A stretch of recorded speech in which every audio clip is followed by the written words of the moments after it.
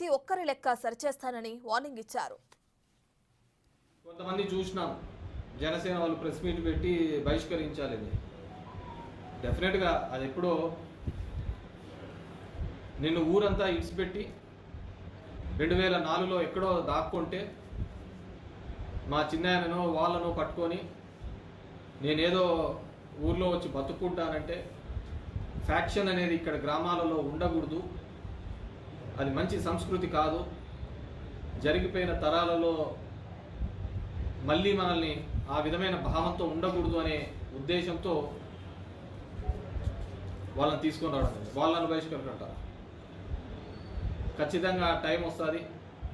I'm good in mathematics, లెక్కల్లో నేను ప్రతిసారి ఎప్పుడు కూడా 90కి తగ్గలేదు. నాకు టైం ఎక్కువ దూరం ఉండదు.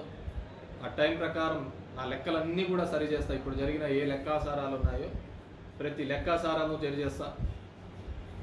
కొత్త వాళ్ళు వస్తుంటారు, పోతుంటా అంటారు, కానీ డెఫినెట్గా ఇంతకుముందు చెప్పిన విధంగా మా లీడర్స్కి, మా కార్యకర్తల ముందు క్షమించాలని కోరుతున్నాను.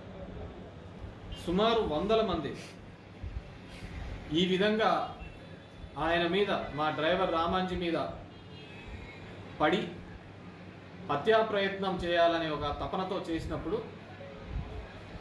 అతని మీద హత్యా ప్రయత్నం చేసినప్పుడు 100 మంది ఆయన బండి మీద వెహికల్ పెట్టినప్పుడు ముందరికి ఒక వ్యక్తి ఎక్కి దాన్ని బద్దలు కొట్టాలనే ప్రయత్నం చేస్తూ అతని మీదకి దాడికి ప్రయత్నించినప్పుడు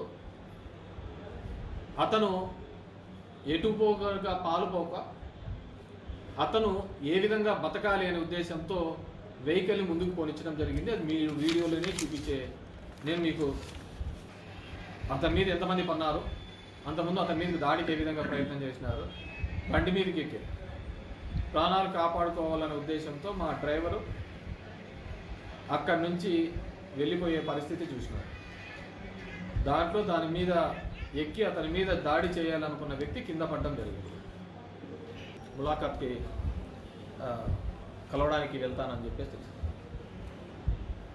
వాళ్ళు అంత త్వరగా అక్కడ ఏమీ లేని సంఘటనకు ఎందుకు ఆ డ్రైవర్ మీద అంతగా దాడికి ప్రయత్నం చేయాలని చూసినారు, ఎందుకు వాళ్ళ మీద పడి చేసిన తర్వాత దాన్ని ఎందుకు అంత పెద్ద సీన్ క్రియేట్ చేయాలని చూసినారు, ఎందుకు ఆ విధంగా చేయాల్సి వచ్చింది. సో దీని వెనకాల ఎందుకంటే I have informed the department. DSP గారు సెలవు మీద ఉన్నారంట, 1 టౌన్ సిఐ గారు సెలవు మీద ఉన్నారు. దీంట్లో అన్నిటికంటే ఏంటంటే పోలీస్ స్టేషన్, 1 టౌన్ పోలీస్ స్టేషన్కి సబ్ జైలుకి మధ్య ఉండేది కామన్ వాల్. అంటే 100 అడుగుల దూరం కూడా లేదు పోలీస్ స్టేషను, 100 అడుగులు కూడా లేదు పోలీస్ స్టేషను. పోలీస్ స్టేషన్ 100 అడుగులు కూడా దూరంలో లేకుండా ఉన్న దానిలోకి ఈ విధంగా శృతి మించి ఏ విధంగా వస్తారు. మేము 5 years ఉన్నప్పుడు ఎప్పుడే కానీ ఇలాంటి సంఘటనలు జరగలేదు. ధర్మవరం ప్రజలకు నేను నెత్తి నోరు కొట్టుకొని చెప్పిన, మీరు చాలా మోసపోతున్నారు ఈ విధంగా అని చెప్పేసి. కానీ ఎందుకో నా మాటలో పెడచెవిని పెట్టడం జరిగింది. కాబట్టి నేను కూడా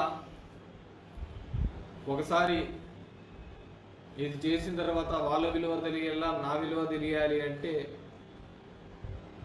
దాని గురించి వచ్చిన సందర్భంలో మాట్లాడదామని చెప్పేసి. అంటే నేను మొన్న జరిగిన సంఘటనలో పెట్టడం, మా వాళ్ళను 307 అక్రమ కేసు పెట్టడమే తప్పు.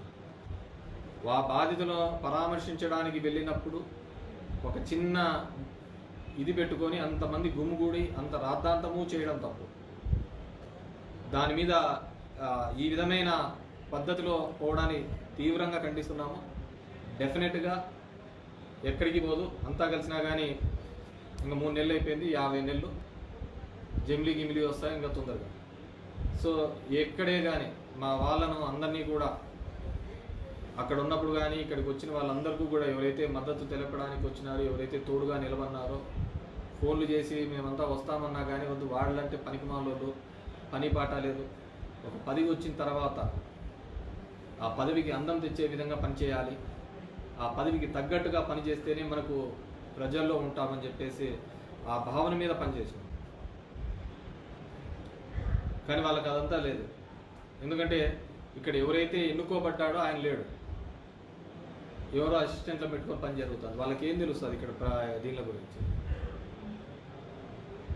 సో ఇంకా ఎక్కడెక్కడ ఏమేమి జరుగుతున్నాయి అనే దాని మీద కూడా ఇది చెప్తాను, తొందరలోనే చేస్తాను.